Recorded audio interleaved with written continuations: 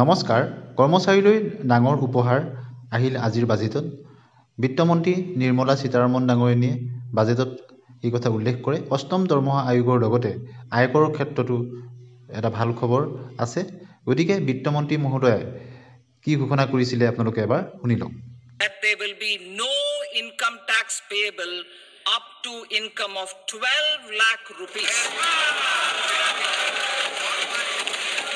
Average income of 1 lakh per month other than the special rate income such as capital gains under the new regime.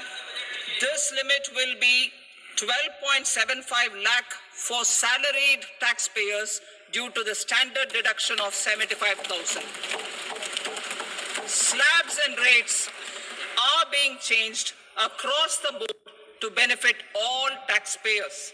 The new structure will substantially reduce the taxes of the middle class and leave more money in their hands. 0 to 4 lakh rupees nil, 4 to 8 lakh rupees 5%, 8 to 12 lakh rupees 10%, 12 to 16 lakh rupees 15%, 16 to 20 lakh rupees 20%, 20 to 24 lakh rupees 25%, and above 24 lakh rupees 30%.